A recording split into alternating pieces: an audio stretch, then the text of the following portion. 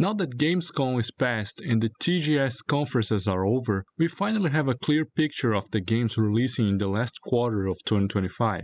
I've got to say that this year has been surprising in how many AA and indie games have been knocking it out of the park. So let's go over the upcoming releases and see if the trend continues.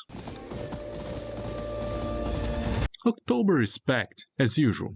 On the 2nd, Sony will release Ghost of Yotei, and Nintendo will release the Super Mario Galaxy and Galaxy 2 bundle on Switch. Weird that Nintendo didn't port them to the Switch too.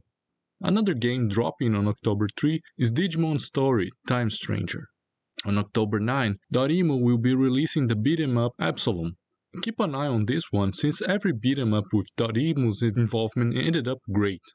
EA will launch Battlefield 6 the next day. Let's see if they can shake off the bad taste left by 2042.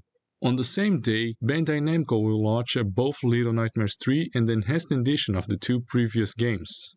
Pokemon Legends EA will release on the 16th. It looks rough on the Switch, so try to get the Switch 2 version if you can. Keeper is the next Double Fine game. I was initially dismissive of it when it was announced, but after watching some gameplay I became slightly more interested. I'll still wait for reviews though. Ninja Gaiden 4 releases 4 days later. This game has been interesting to follow. A dormant franchise that is being made by Platinum, which has been on a downwards trend for a while despite its reputation in action games. If it succeeds, it can be a renaissance for both franchise and studio. If it fails, it can be a nail in the coffin for both. Vampire the Masquerade Bloodlines 2 releases on the 21. As I said in my Gamescom video, good or bad, this game's development saga will finally end. The Outer Worlds 2 launches on the 29th. It is the game I'm most interested in from the October releases. My only concern is its size. The first one was short, but the continuous talk from devs about how much they've expanded it makes me worried they might have just bloated the game. Dragon Quest fans will enjoy the HD 2D remake of 1 and 2 on the 30th, and closing the month will be Mina the Hollower. I played the demo and really liked it, but the game is harder than Shovel Knight, so don't go in expecting an easy time. November gets a little lighter. It opens with the port of Age of Empires 4 for the PS5. 2 days later we have the launch of Hyrule Warriors, Age of Imprisonment for the Switch 2. A week later, the Switch 2 gets more entries of the Yakuza series with the ports of Kiwami 1 and 2. On the 14th, there's the release of Call of Duty Black Ops 7. Demon School is an indie RPG with heavy influence from Atlus RPGs, and the game was originally scheduled to launch in September, but was delayed due to the release of Silksong. On November 20, we get 2 games. Switch 2 owners will get to play Kirby Air Riders, while PS5 players will get the port of Stalker 2.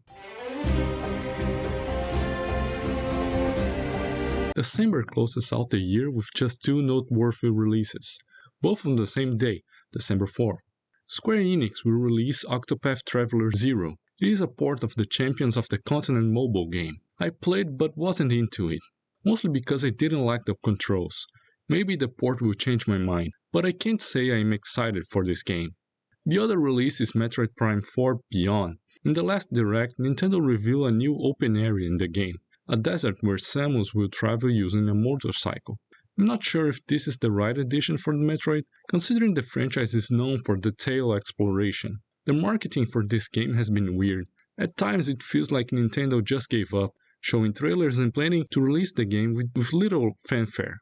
This feels even more apparent now that we have a schedule for Nintendo first-party releases for the remainder of the year, with 4 games releasing within just 7 weeks, Prime being the last.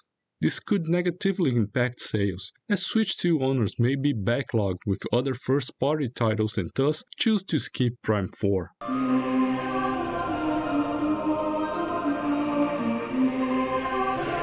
These were the releases of the last quarter of 2025. If you want to add a game I left out, leave a comment below. And if you enjoyed this video, leave a like, subscribe, and I'll see you around.